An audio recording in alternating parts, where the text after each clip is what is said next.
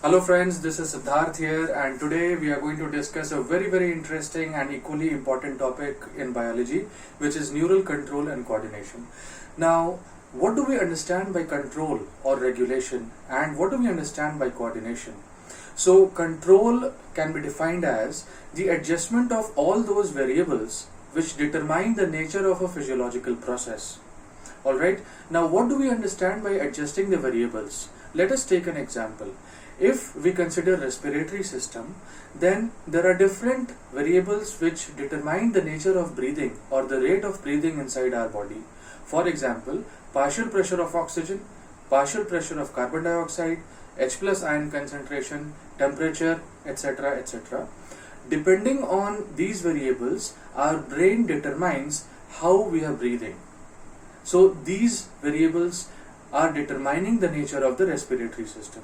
Similarly, if we consider the digestive system, then there are different variables which determine the nature of working of digestive system. For example, the amount and concentration of enzyme which is released, the pH which is maintained. So all these variables determine the nature of the working of digestive system.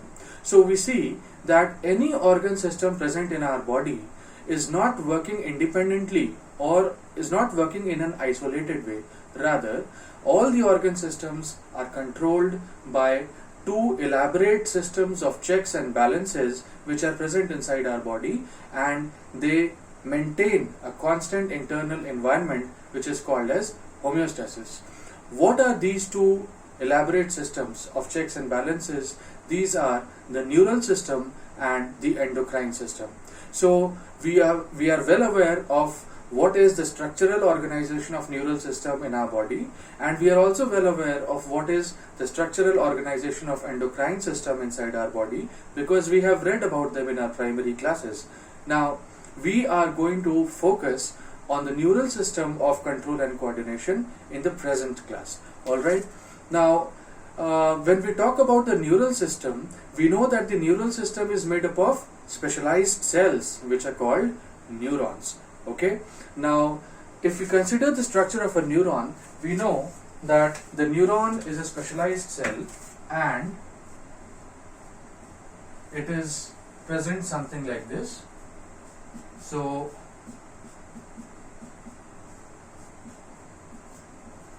it has a cell body. This is considered as a cell body. This is the axon, and this is the axon terminal, which is also called as the terminal arborization. Okay, the same structure I have drawn over here, and then I have tried to explain how an impulse is generated and how it is conducted. So before that, I would like to give you a brief overview of what is resting membrane potential, what is action membrane potential, what is polarization, what is depolarization, and what is repolarization. Alright, so in order to understand all these processes, we must know that a particular neuron is either at rest when it is not conducting an impulse, or it is under action when it is conducting an impulse. So when the neuron is at rest, there is a complete charge separation in the exoplasm and in the extracellular fluid. So because of this complete charge separation, the neuronal membrane or the axonal membrane is considered as polarized. Okay, so polarization we are already aware of. And when a particular stimulus reaches or arrives at a particular site in the axon, then there are some changes which take place in the charge concentration across the membrane, and because of those changes there is an action potential which is generated, which can be measured in millivolts, and because of the change in the polarized state, the condition is now called as depolarization. Okay, so the second step is depolarization, and again after some time, about 1 to 5 milliseconds, again the repolarized state or the initial polarized state is reinstated at the same site by the process of polarization. So we see that there are three main steps that occur during a nerve impulse generation and conduction. The first is the polarized state, which is during rest. The second is depolarized state, which occurs because of a particular stimulus which comes, and the third is the repolarized state, which is nothing but reinstatement or restoration of the original polarized state which was present in the first step. Alright, now what is polarization and what is depolarization, we are going to see. If we consider a particular axon over here, alright, or if we consider a particular neuron over here, we will take a part of the axon and magnify it to understand what is polarization during rest. So when the neuron is not conducting an impulse, it is at rest, and across the axonal membrane there is a particular charge separation which takes place. Alright, now how this charge separation is taking place? It is because of the differential concentration of Na plus ions, K plus ions and negatively charged proteins across the membrane. Okay, now at rest we are already well aware that on the outside of the axon there is extracellular fluid, and in the extracellular fluid we have very high concentration of Na plus ions, that is sodium ions, and in the axoplasm at rest there is very high concentration of negatively charged proteins which are very large molecules, and consequently the magnitude of negative charge is also very high, and there is also high concentration of K plus ions in the axoplasm at rest. Alright, so I think this is very clear from the above diagram. I repeat what is happening. At rest we see that in the extracellular fluid there is very high concentration of sodium ions, that is Na plus ions, and there is very high concentration of negatively charged proteins in the axoplasm, and also high concentration of K plus ions in the axoplasm at rest. Alright, now you may say that, sir, here we see that there are positive charges also and there are negative charges also, and on the outside there is just positive charge. So I would like to tell you that in the axoplasm, although there is presence of K plus ion also along with negatively charged proteins, but the relative concentration of the negative charge, due to very high magnitude of the negative charge on the negatively charged proteins, it surpasses the magnitude of the positive charge which is present due to K plus ions inside the axoplasm. So if we consider the net charge inside the axoplasm, we will consider it as negative charge. Alright, and on the outside, although we have shown only Na plus ions present over here, but there are some other ions also present, which may be some negatively charged ions also, but again, just like on the inside, the relative concentration of Na plus ions is very high, hence we consider positive charge on the outside of the axonal membrane. So we can represent this charge separation during rest as something like this, that is, on the outside of the axonal membrane we have positive charge, and on the inside of the axonal membrane we have negative charge. Now the potential which develops on the interior of the axon, that is inside the axoplasm, because of the presence of negative charge, is called as resting membrane potential. Alright, I repeat, the potential which is generated on the interior of the axon because of the presence of negatively charged proteins is called as resting membrane potential, and its magnitude is minus 70 millivolt. We must remember this.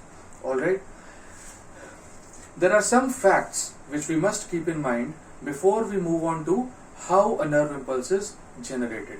The first fact is that at rest, the permeability of the axonal membrane is to K plus ions is high. The permeability of the axonal membrane to K plus ions is high, and the axonal membrane is also nearly impermeable to Na plus ions. Now what does that mean? It means that across the axonal membrane there is some way by which the K plus ions which are present on the inside are permitted to move out. That is why permeability is high, right? And there is some way by which Na plus ions from the outside are permitted to move in also. Why do I say this? Because I have said that during rest the axonal membrane is nearly impermeable to sodium ions. It is not completely impermeable. So small quantities of Na plus ions are permitted to move from the outside to the inside. However, the permeability of the axonal membrane to K plus ion is very high, so large quantities of K plus ion or relatively large quantities of K plus ions are permitted to pass through at rest, through the axonal membrane at rest. Okay, so when we say that passing is allowed or passing of these ions are allowed, then there must be some passing channels or some doors or some gates through which these ions are passing. So there are some channels which permit the ions to pass across the membrane, and these channels or ion channels are ion specific. That is, there is a particular channel which permits only sodium ions to pass through, and there is a particular channel which permits only potassium ions to pass through. Okay, so the ion specific channels are present, and these channels are made up of proteins. Now again, we know that since the channels are ion specific, so there are two types of channels. Alright, also there are two different types of ion channels depending upon how they allow the ions to pass through. There are some leak channels present. So these leak channels which are present across the membrane, they do not have a gate on their opening, and they always remain open. So these leak channels which always remain open will always permit the ions to pass through, irrespective of whether stimulus is coming or not. And the second type of ion channels are called as voltage gated ion channels, which means that these voltage gated ion channels are going to permit the passage of ions only when a particular stimulus arrives at that site.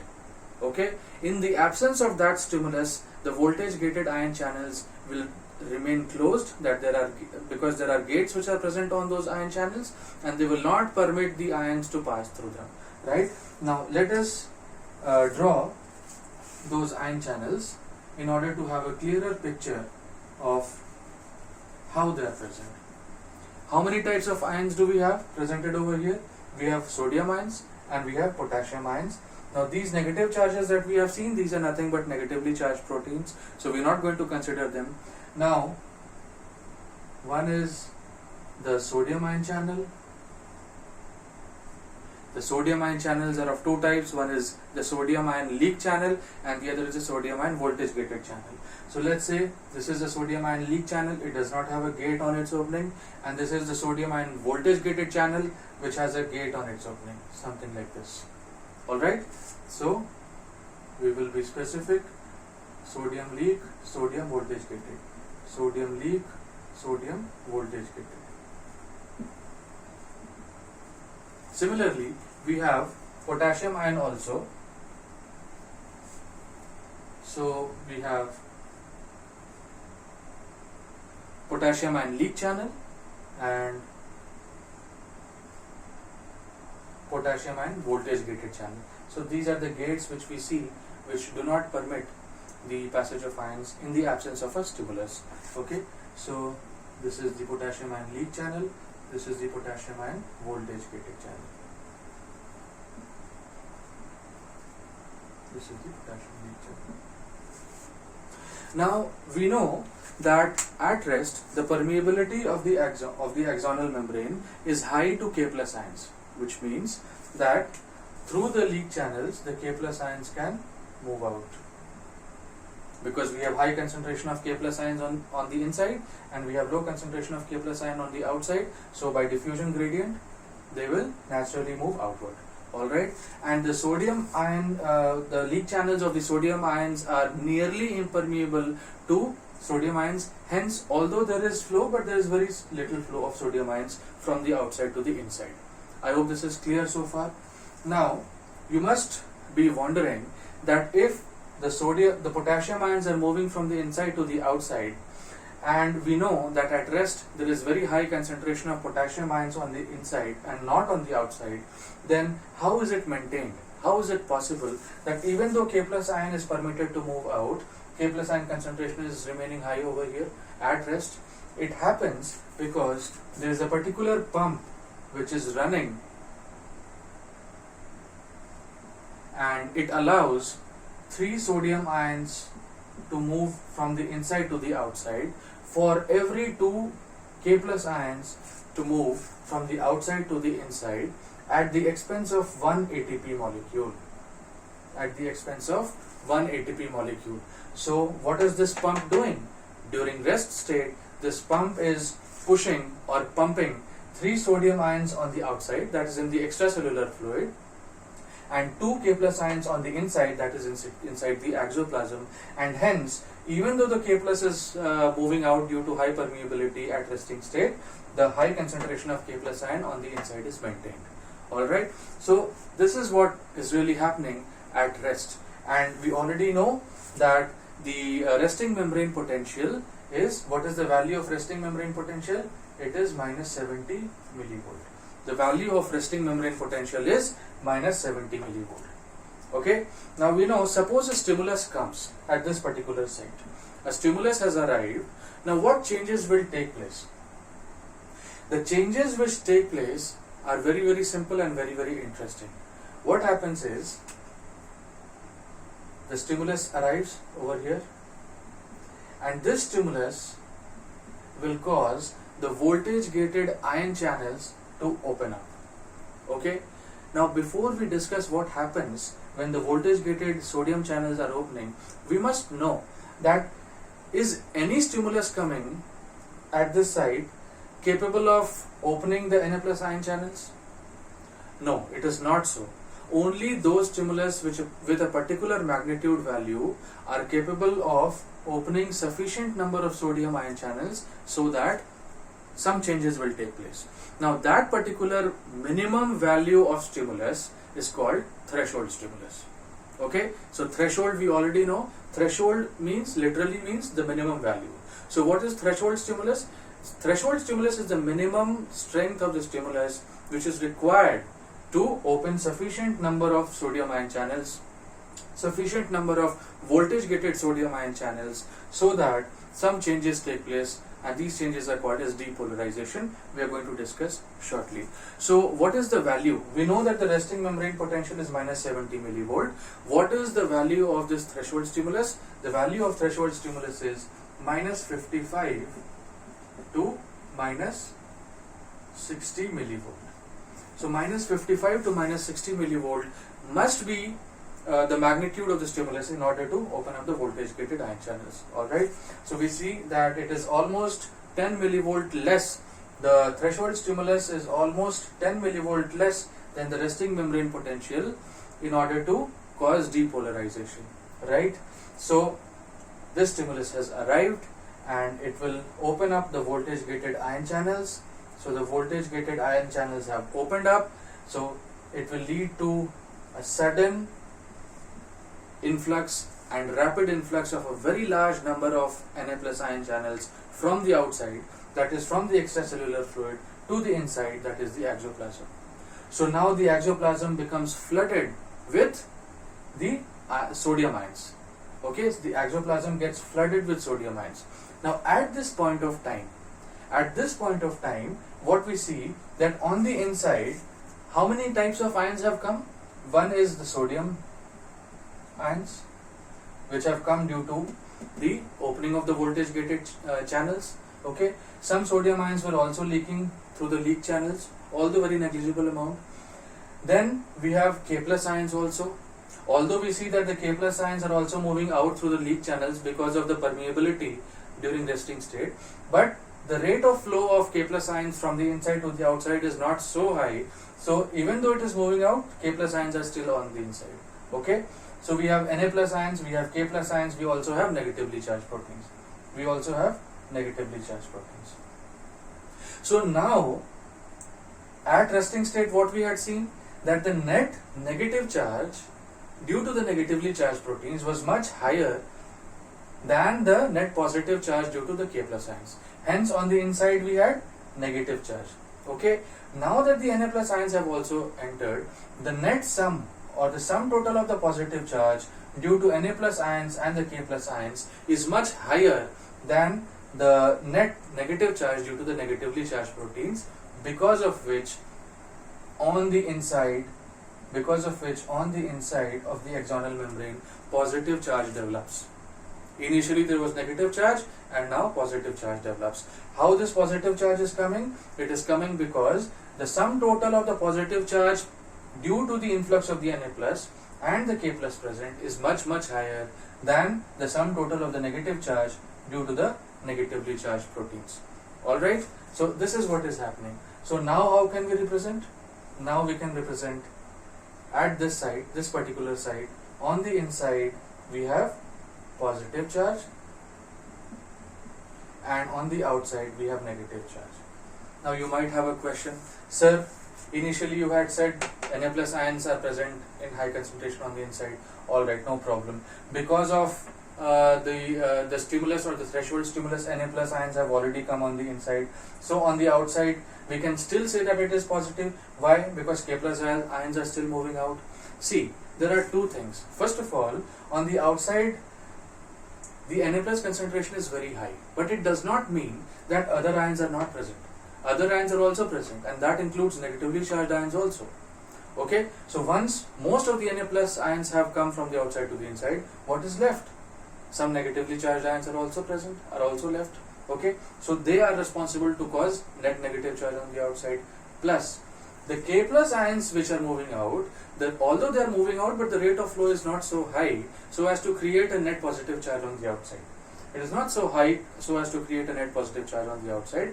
Hence we say that on the outside we have negative charge and on the inside we have positive charge, and this particular state is the reversal.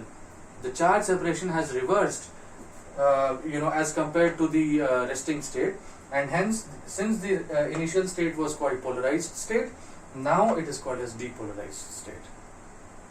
Alright, so now it is called as depolarized state. So the second step is called as depolarization. Okay, now what is happening, that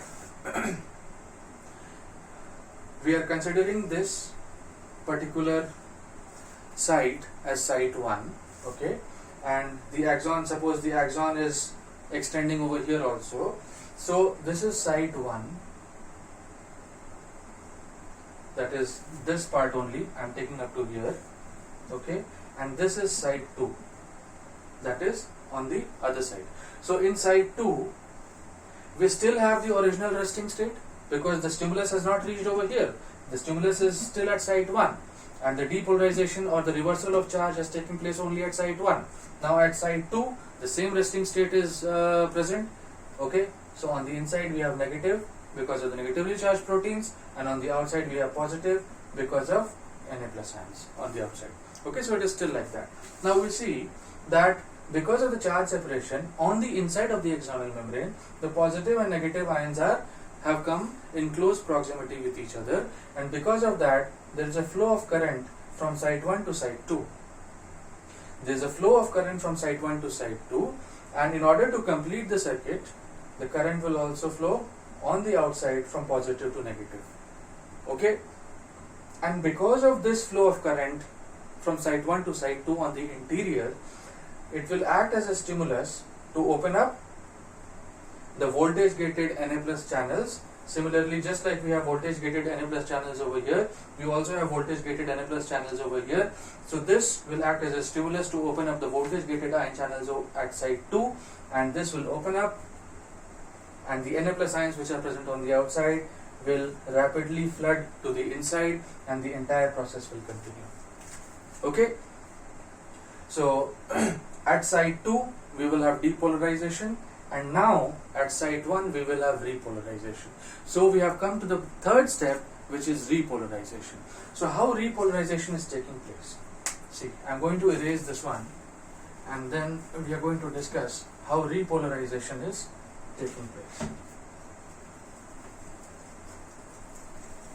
Okay, we are going to draw a fresh diagram, and we will see the same channels which are present over here and over here,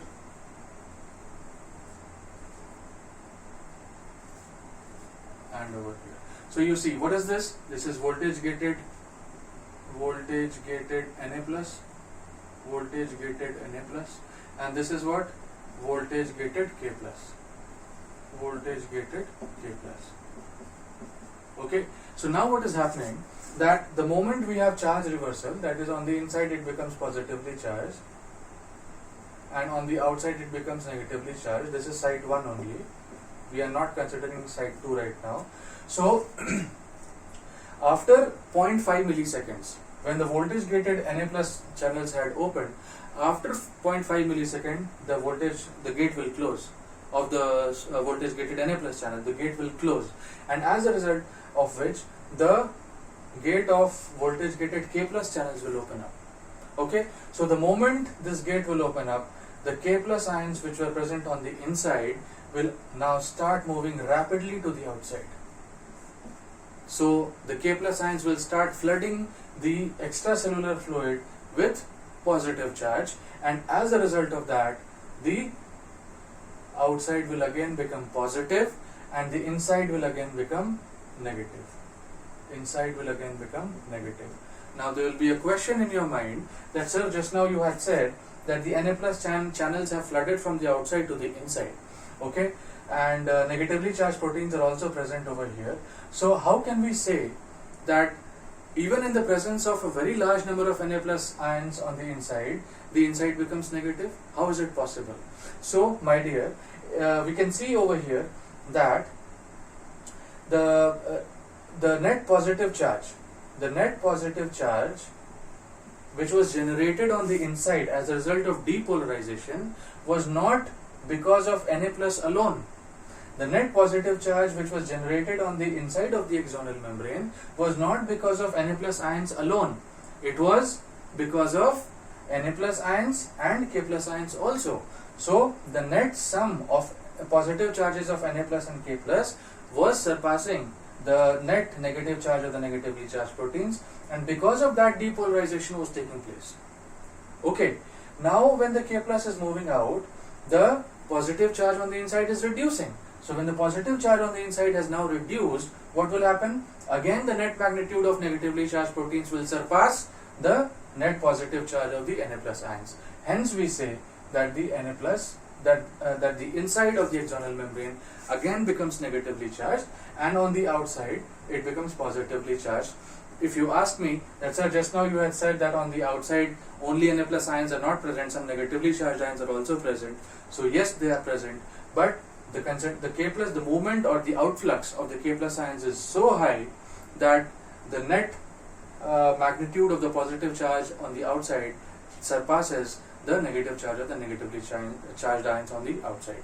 Okay, so this is what is happening during repolarization. So we see that the original repolarized state has been restored just like the polarized state. So this is the third step, which is called as the repolarization. And again, the voltage gated K plus channels will also close. Na plus voltage gated ion channels were already closed. Both these ion channels have closed, and now we see that on the outside, in the resting membrane or during the resting state, what we had seen, that on the outside there was very high concentration of Na plus, and on the inside there was very high concentration of K plus. On the outside there was very high concentration of Na plus, and on the inside there was high concentration of K plus along with negatively charged proteins. But now what we are seeing? Now we are seeing that on the outside there is high concentration of K plus, and on the inside there is high concentration of Na plus and negatively charged proteins. So although the nature of charge has been restored just as the polarized state, but the type of element has been reversed. The nature of charge, that is positive charge and negative charge, have been originally restored, okay, but the type of element has been reversed. That is, Na plus was high initially, now K plus is high initially. So what will happen? Again, resting membrane potential must be restored. So, or the original elemental combination must be restored. So for that, again, the pump will become operational, and this pump will do what? This pump will push 3 Na plus on the outside and bring in 2 K plus for every 3 Na plus at the expense of 1 ATP.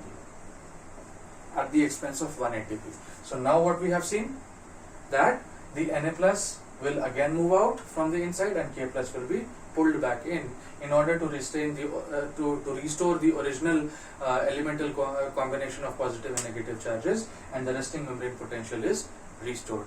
So this entire process of repolarization will take around 1 to 5 milliseconds. All right. after the voltage gated Na plus ion channels remain open for 0.5 milliseconds, and the entire process of repolarization takes place. That is, the complete process takes place for the duration of 1 to 5 milliseconds. Alright, so this is exactly what is happening.